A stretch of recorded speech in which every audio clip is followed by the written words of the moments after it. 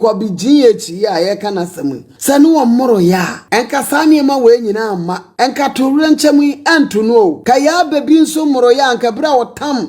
wotam tuo no ko ba sori afri ho no mo so si TikTok o mo ka Kobby GH ne ayi asam no mo so mabusuani no ade ya efo na wofuo binom epe papa bi kura tia ne ba no ma amene ne akwala ne tumeko se wo ye papa a wo pesa wo ma Eshawa enum jot wo manim enum nsan ebro wo manim sade ebinom wo a ye de apetese swakwala ne tachere maso no wa kire ne nsan no mo awie dada na abusia dan Asamoah akasa afa ya baby abawe na no da ne boy GH Kobby ekotu etuo ede ebo na ma bawe ato na nanom wonse edo no ye maame de evangelist dan Asamoah akasa afa ho se na eyebro insa wiam insa ana GH Kobby onom ye no kata nani menu nam so ne wakotutuo di abo no ane kanchema na ye nyina so ye beka ya na no da ya wada na etwem no ane ye de GH Kobby ne namfo mi no e ka no ho ye de yom kopie mu e wo court me na make say ya remind you mo amede ho ama ne bodi bi e de ebro ya fra me dan kwasi prince ha ye daily view GH so mesero se oba no subscribe no share na busunya no atumi akoso ayekese na before me dey 70 breakdown videos audios ni bi e de ebebro no. This episode is proudly brought to you by Yes You Can Cybersecurity esuapon no ewo US na empanifo kire mu se omo ya practical cybersecurity JRCIT audit training e de am obi biara registration 1 e free na eye training mu no empanifo kire mu se ye be kire okwan ya obefa so abaye cybersecurity fundamentals e bi ti se frameworks standard laws and regulations na dwumade we mu ntiti we mu ye be ma scholarship eye free certificate eye job anase adwuma mo ye eye visa assistance nso ana opese odi tu kwan to awade sua so ekopa adwuma wa manone mpanimfo e de hihye agu akwam awe no ye free mpanimfo afatom ho so mo pese omo bua mabuno no na utumi nya adwuma ye fa mpanimfo numbers na da usku nso na ni mpanimfo mo nkomo registration nso ne aposti e we comment section ase a o click eye link na do be kwa registration site wo wa register for free na bibia no atumi edimu abusia yemra yen sewre so na ene nansani no baga na ha samba akwa ye nyina ya no da so eye GH Kobby abrantie so no ye friend Hayford boatia wedding finish na aduasa ba ako ne kanchima ne komutwa ne girlfriend na okoto etuo ebo na ye friend ya baby Philip abaya so no no so no wedding finish ya no eye eduonu no ba akwa fe no okwa eduonu ba ako 21 cc ye de wedi 20 years ma ba yi atwa na nanom se yedo no ene ye ne die chiri papa na ensam ne bae no ena meka sa die yeji police fo asomo pa achi enyo eye GH Kobby nku ane na mfo mienu eka ho no omu nyina nso ewa police fo nsema mpanifo hwese ye de pepepe ye ebetu ba bieta na ena no da ya wada na ye de omkopie mu ewo court ano ya wada no police fo ebo modin a efa amrantie me nsa no e de omkopie mu ewo the district court wa ha no wa bra baba wa no so mu etip ewo Matthias Kalik Mog na omo eko court no ho na police fo ko bo mo kwadu e de atre court se omo die enu nti ewo mo de omo aba no na court nso etieti omo nsem no se de omo nsem titie court bi ta omo se de ye ya ade tie e ma omo bo omo nkru kama pa de kire court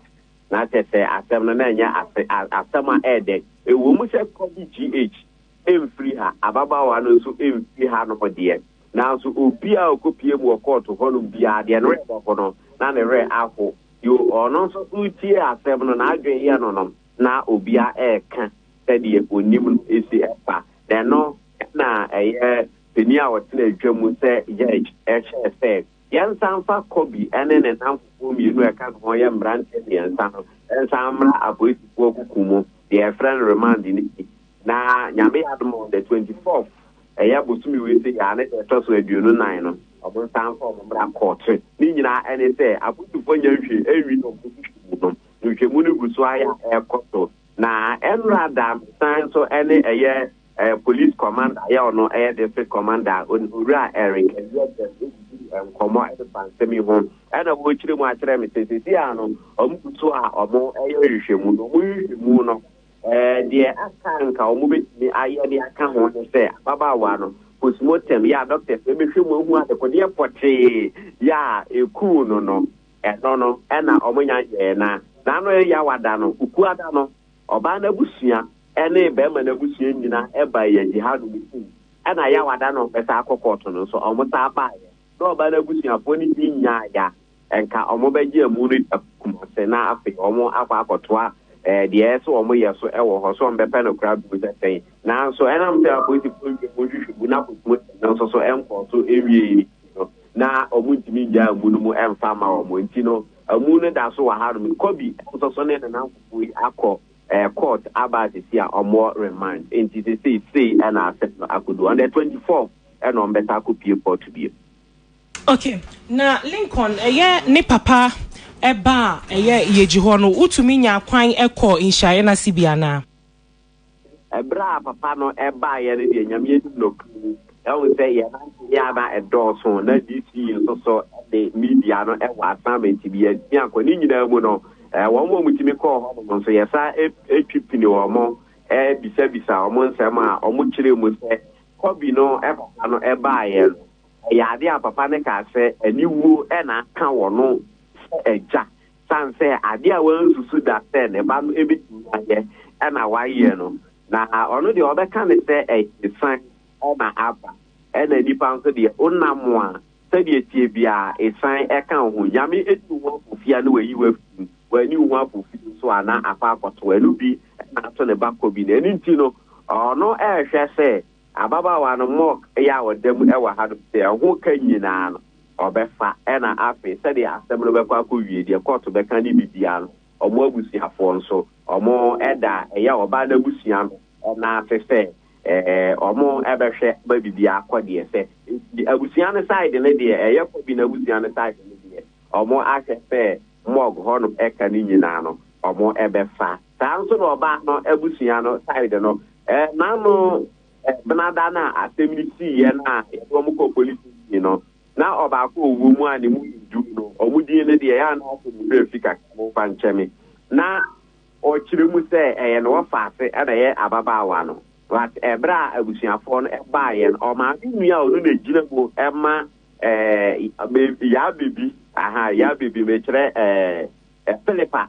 o ma nua a ono na ye kata de ma abusuane de mu se sansam na o mo keka na no enye no kre na omumu bia ni ho ma eye ni busie ni ene press Philippa ya wa free me na emomu no de omu ni minister Kobby ena ne no na Kobby kran so akohia o maame preba ko wan chedan ko official visit na Philippa na na ekọ o maame ho ena one ne ko e ho ena Philippa de ne chia o maame tu mama be ma no ewu yie oh enti no Philippa de Kobby GH ne chia ne maame according to maame no according to maame no Philippa ne maame ya baby ne maame no da ade no kwacha ne no kwa na nyefi store na maame ne store na ode no koy no ode no kwachia no nti na akwaye se de ye esi ye no no mo keka wa ha ni nua be ma wo ene ekuru ha no ajibedu ase na ni nua be eka ho ne bra ka ho ne ade no ka so ni nyina maame ne buntungu teta no kribia eni. Okay, na Kobby GH yonku na no ka ne ho no na yonku fo no mo ye mienu ana se nipa ba akopɛ ayonku fo ye mienu emranti ne ye mienu okay ya ba ko emuodu the form no no de ono ogina so the muodu chen Kobby na kasa na ba ko ka ho no so tia mele nko amino kata mi obi am tia sa pepepe no no so na Kobby na etwa rata omo ba ka na jamrante ya bodwete ya ni gina efa ya minimum ati na kama yi edwa bi na obo so eja ne sa na eja o president na kama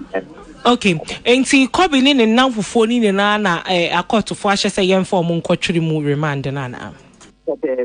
onna mi bisa district commander Owura Erica Wiede sabi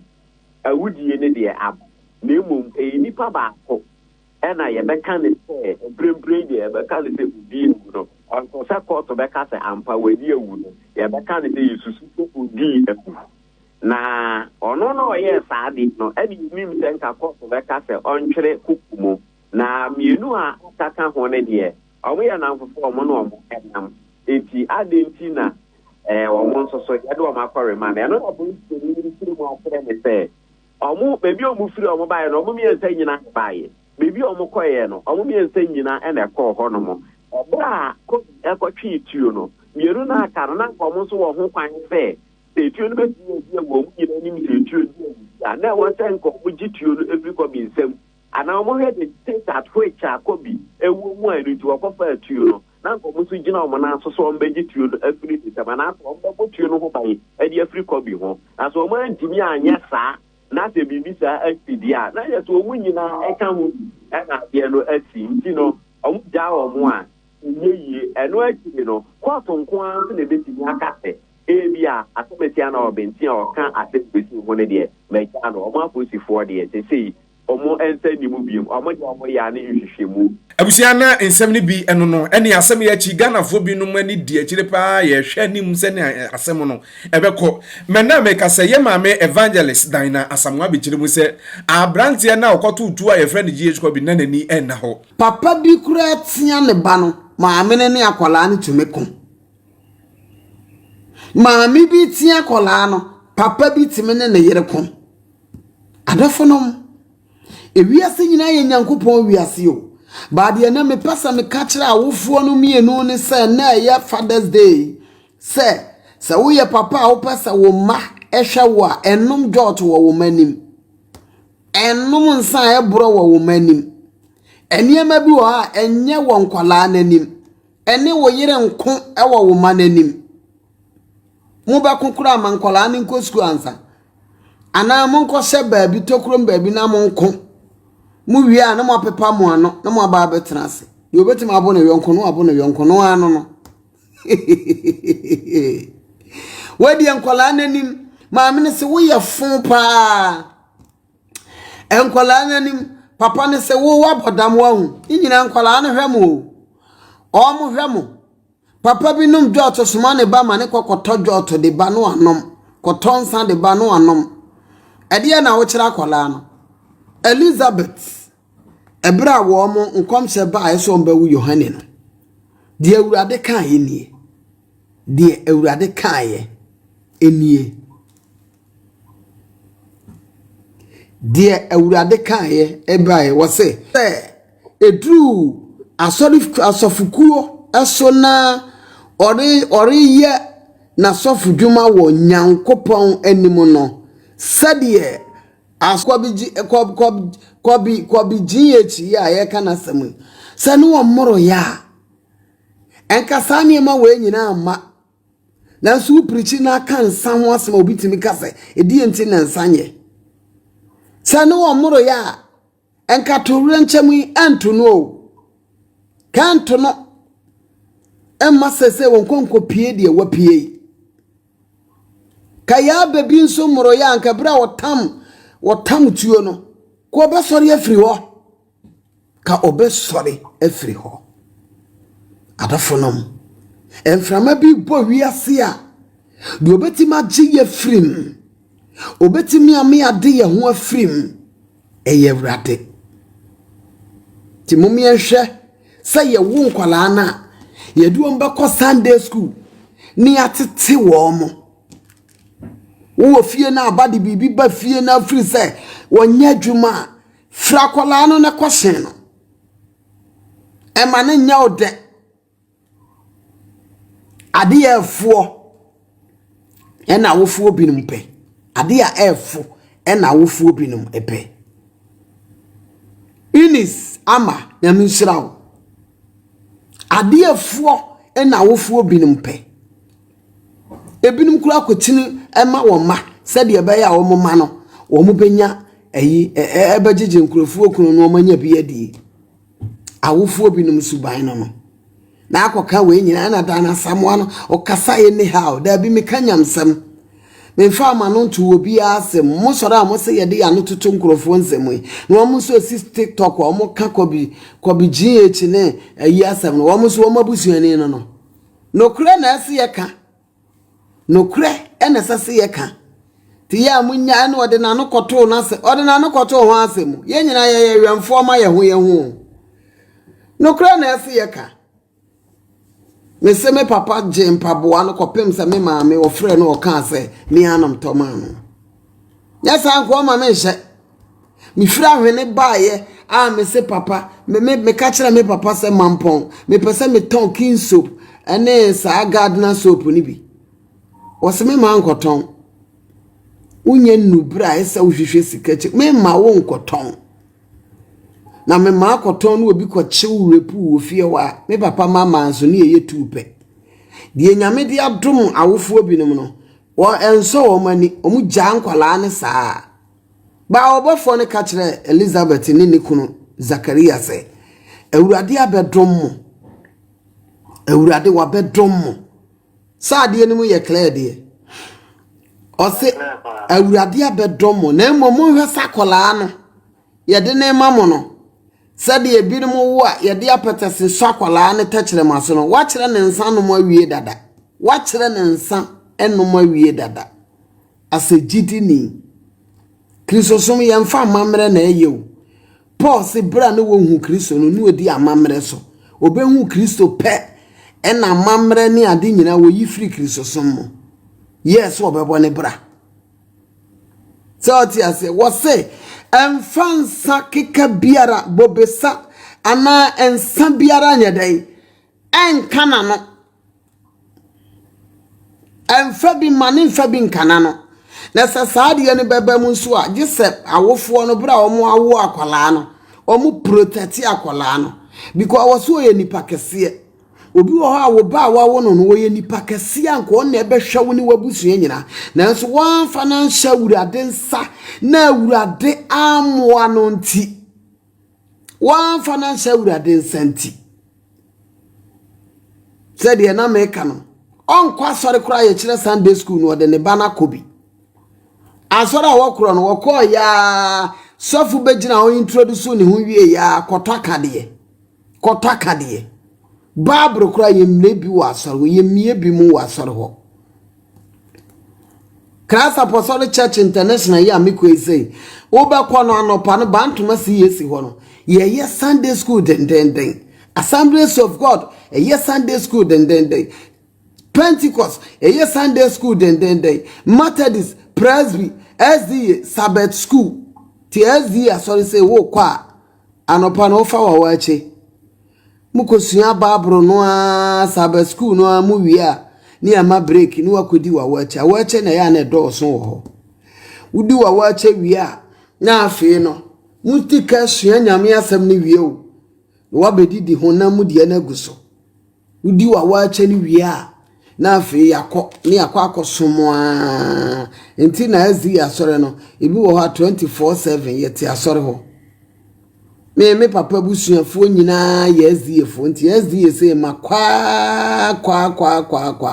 abusia ya maame dan na Asamoah ensenum bi no a ene wachire mu akasa papa ni nyina mu na mosonfo dan kwesi prince daily view gh ye ni edi akire bekoso de ye ni edi nsem na china anoma bato fom ebe mo nya feelings wo mtime sere so ba no subscribe na abusia na tumi akoso ayekese na before meja mo mekra mo ame akono Charistic Company Limited in Rose Amisha ne zaji capsules no kwaji bi be boa wasetena mu yade mu betu asesa na bibia no atumi adi mu hindi heba mesha no eye malaria do tatahwe mema no enu emani di ho dance pa se uyo bia malaria typhoid diabetes o blood pressure na yade cause lower cholesterol any bad cholesterol wedru ni hindi heba mesha ndo ye deda school isui FD ayuma ji atum say ye open do to akofumasi Herbal stores bi ebenwa onsa ebe company fo ndro bi e from Dan kwesi prince Macau.